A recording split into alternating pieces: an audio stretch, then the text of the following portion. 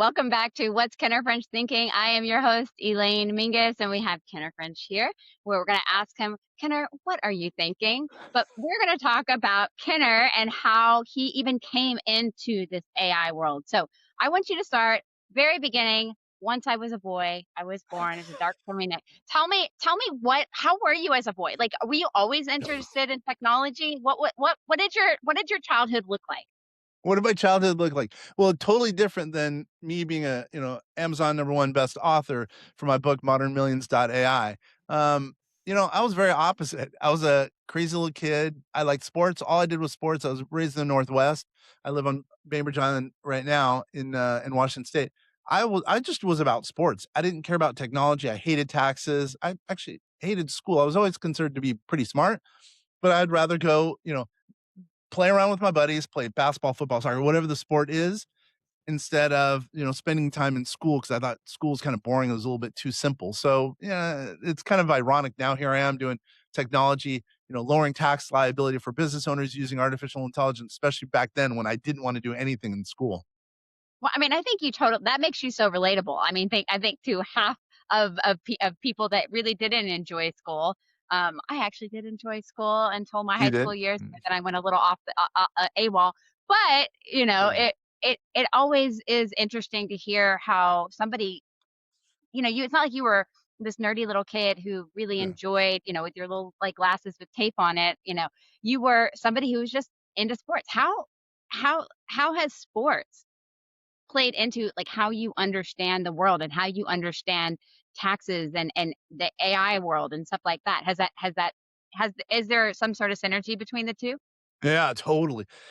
By doing sports, it taught me the value of teamwork, and it's the people around me that have helped me to be able to enjoy any little bit of success that I've enjoyed. If it weren't for the people around me, I have a great tax attorney. I have Bob Bloom, my business partner on the law side. Wasn't for him, I wouldn't know anything about asset protection.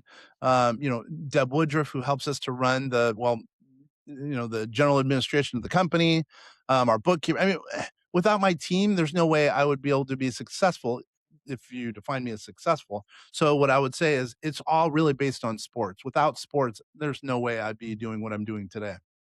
Yeah, yeah. Well, that is amazing. I've always heard, or one of my good friends says, your purpose never changes, but your strategy does. And you have Mm. gone from, working as a team in sports and now working as a team as a financial person and advisor. And so I love that there's that shift. And not all of us can make it as sports professionals. So it's nice that we can pivot those things. And are you talk about that pivot? Where did you was it college or was it high school? Where did that change and interest in finances come from? Wow, good question. Out of grad school. I went to grad school in Boston and I was interviewing in Wall Street. And at the time, I wanted to go into politics.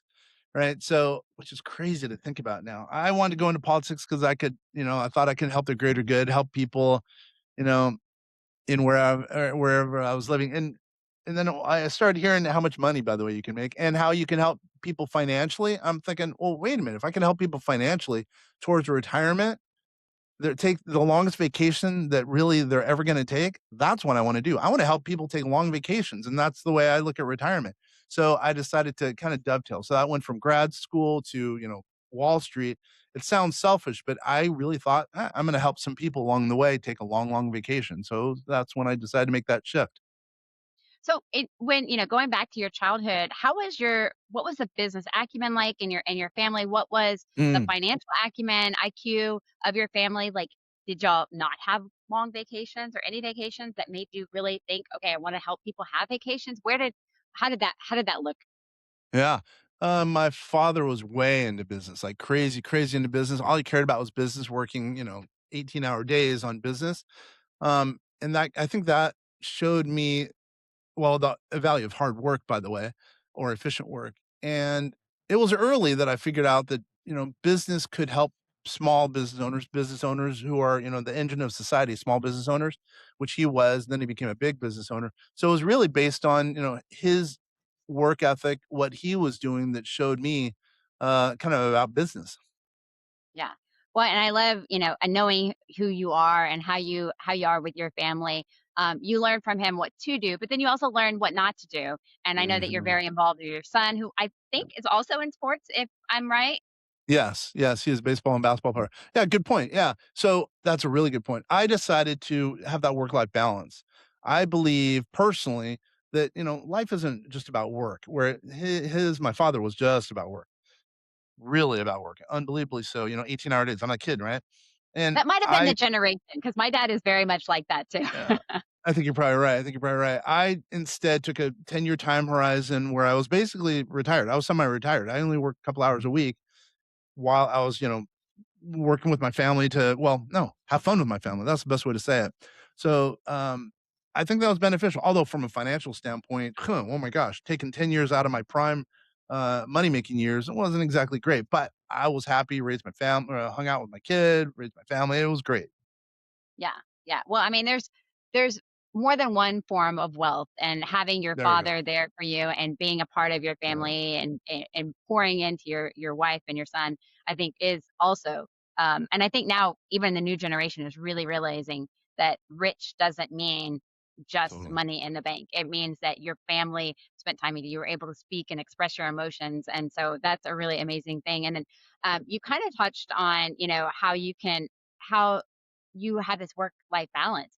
And using I think, really does dovetail into that work life balance. Kind of talk about how AI makes you more efficient, how it reduces the workload. Yeah, we have thousands of clients. We have 80 new clients coming in a month, and there's no way we would be able to do that without the technology, without artificial intelligence. I submit this to all the business owners who are watching and listening. How would you handle it if 80 new clients were coming in per month? Probably not well. Well, without artificial intelligence, we wouldn't be able to do that. So what I would say is if people who are watching and listening, if they become an AI company first, they'll be better off. And so, yeah, that's now my work life balance. That's my retirement plan, that everything's going to be automated in our business. So I can go spend time with my wife in our years in quote retirement, summer retirement, because of the fact that we're using artificial intelligence to take care of clients, which I think clients are the people who are putting money in my pocket in vacation. So we want to have an automated business, that being artificial intelligence. And anyone could do what I'm doing. It's not really that complex nowadays. Yeah, yeah. Well, and I mean, teaching other business owners how to not only use AI for finance, but using it for business. Mhm. And even having that a chat bot or something that pops up Yeah, and says, "Hey, how can I help you?" You're not having to get that text message and answer it while you're off, off the clock. And I think totally. that really does You AI really does help that work life balance. You're totally right. We had our own chatbot started in 2018 based on our Einstein system, and although it was clunky and it half the time screwed up, but what I would say is, man, if I didn't have to race to the phone to answer it on when I'm on vacation, I'm that much more happy. So if you're a small business owner and you have a chatbot that is, trained accurately, et cetera, and it makes it so you can be on vacation, well, that work-life balance is that much better for you. Yeah, absolutely. Well, and I find this interesting because I don't think I knew that you wanted to go into politics, but now Yeah. you've kind of found this weird place where your current job has intersected the political world there on Bainbridge Island. So you've Yeah. got this city manager AI push to kind of talk about that. Yeah, I think, the push there for a while was, having a city manager that's AI enabled, or I would even go so far as sometimes to say that I believed in having an AI run the city, meaning as a city manager. But I mean, that might be a little tongue in cheek, but at the same time, by the way, I don't want to be involved in politics, but I definitely want an efficient run city. Political I system, think yeah. that AI models can do so much. AI has proven to help me as an individual, my business, our clients' businesses. So the next step is to help a municipality and who knows, a county and then a state, who knows, maybe even federal. Artificial intelligence is going to go a long way in the future in helping run so many more things than it does now. By the way, let's remember AI is at its little infancy. We're still new in the new model of AI, which started really in 2022, in November 2022. But just think what it's going to be like in 5 years, in 10 years, that coupled with, quantum computing, artificial intelligence, quantum computing are really going to help society with some potential downfalls, I will admit. But man, in the future looks bright. Yeah, yeah. Well, I mean, if you really think about it, AI reduces the workload of the average city worker so they can go take vacations. I mean, you're still Totally. helping people take vacations. 100%. That's exactly right. Plus, the computer's working 24/7. The human could be on vacation, chilling out. Yeah, you would never know. You would never know. I love that. I love it. So let's backtrack a little bit. Like we left off in your post grad school. You decided to get into this financial world. At what Mhm. point did that, because you didn't, AI wasn't, I mean, yes, it was around for, then, but it Yeah, wasn't the way it was. I'm yeah, sure you weren't getting a degree in AI technology. You, yeah. what, where did that shift happen? Yeah, really. So years ago, I don't remember, let's say it was in 2000. Um, I watched an article, I think it was 60 Minutes about artificial intelligence. And I remember it was in the back of my mind, I'm like, that AI thing is going to be pretty cool. And then 2010, it was around New Year's Eve, 2010, 2009, when I said, wait a minute, this is really going to be impactful for small business owners. And then hear me out on this. Then I decided in around whatever, let's say January 10th, somewhere around there of 2010, to do a seminar in Vegas at the Four Seasons about artificial intelligence and finance. So I sent out all these invites. It happened May 2010. We only had 20 people there. That was kind of important. So let's say we had, slots for 50 people, only 20 people showed up, and we were talking about artificial intelligence and finance. Yeah, it was still a little weird back then, right? And then let's fast forward to 2017. This paper came out by Google. People don't know. It's a huge paper, right? It changed the world, right? As far as artificial intelligence. That's when it showed me that it's time to make the wholesale switch. 2018, we start our own artificial intelligence model called Einstein that just worked with taxes, a little bit of bookkeeping to help lower tax liability for business owners. And then we started gaining steam using, Einstein as our chatbot. And then, 2022 happened when now everyone started using artificial intelligence and it's almost cool. So that kind of transgression from AI being for nerds to AI being for, let's call it for everyone now. It's made a huge difference. Now people are starting to figure out artificial intelligence can help business owners, really can help small business owners. Now, what's it going to do in the future? How can it help you and I, as an example? It's getting to be an exciting thing more than ever. Yeah. Well, and your story just reminds me of something that I've noticed over and over again, whether it be in the content creation space, the YouTubers that are millions of followers and tons of subscribers and all that stuff now started 10 years ago. So, Mhm. as an early adopter of technology, I mean, you've got to really be thinking, yeah, you may not totally know how to use it. It might not totally see the usefulness of it in your business, but start learning now so that in Yeah. 10 years, you can really be in the place where you can take on all the different customers and your income is increasing and stuff like that because it takes time to learn things. So start today is I think one of Mhm. your favorite things to say. And so I'm stealing that. But yeah, and I think it's so cool how you got on early and you actually know some of the like some really pretty important people in the AI space. Can you kind Oh of yeah. talk about Yeah. those people or Yeah, my those buddies, relationships? what's funny is my buddies kinda laugh at me because now I'm, presenting myself as the AI guy. When, dude, if you really think about it, they were way before me. I mean, a lady named Allie Miller, she's number 1 voice in AI. I remember when she was nobody and she and I would talk. She's too busy for me now, but, we were talking about AI, about how people are kinda laughing at us. But it what's crazy is now she's really cool. She's really cool in the space now. But what I would say is without the thought of, what the work she put in, whatever, 15 or actually 20 years ago, she is one of the people who's helping push forward now artificial intelligence to the mainstream. And what's funny is, it's starting to gain some traction, but still people are still kind of thinking, I'm a little afraid of artificial intelligence. Is it going to lead to robots running the world? I'm not so sure about that. But what I would say is I'm getting lost in all the stuff I'm talking about. I get all excited about this, but the people who used to put in the work years ago, now they're starting to um, really come in the mainstream and equals a force that's helping small business owners. So I like to consider me small in that regard, but then again, we're all equal because artificial intelligence kind of equals the playing ground with knowledge.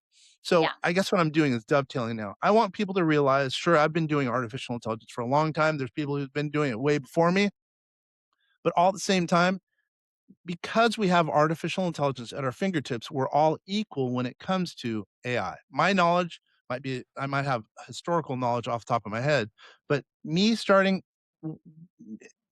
compared to someone who's starting today, we're equal. We're basically equal. So it's not too late to start and it's not too early to start, but the time to start is now. Yeah, yeah. Well, and I know I just recently, turned my husband on to ChatGPT within Oh, the last, like, serious? Nice. yeah, and he's kind of like one of these super big privacy person and stuff like that, and he's like, you know, what is it called?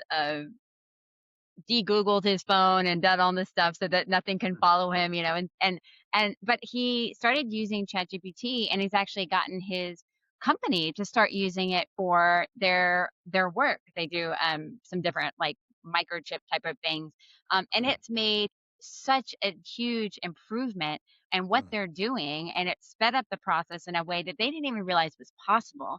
And so, and and he's 53, and so it's like, he's a old dogs can learn new tricks. So don't ever think you're too old to go in and try ChatGPT and just ask it some questions, see what it's capable of.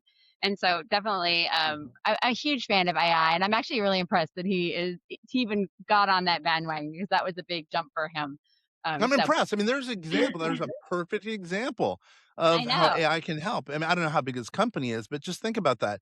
Would you rather be a company who's adopted AI, who's now more efficient, making more money, or a company who's like, I want to use paper? Oh, come on, really? I mean, there's nothing to be afraid of. Take that first step. Sign up, Yeah. talk to your boss about adopting AI. I don't know, but whatever the case is, you'll be glad that you utilized artificial intelligence versus wait until down the road. That's a paper for that that's just another example of how someone's advantaged by using artificial intelligence. I love that story. Yeah, yeah, and I mean, I think the proof is in the pudding when you actually go up and say, "Hey, boss. Hey, manager, whatever. Look what look what this can do." They see it running, and it takes Mm, seconds to figure out something that would have taken otherwise hours, or a paper that would have been organized would have taken hours, and it's done in seconds by AI.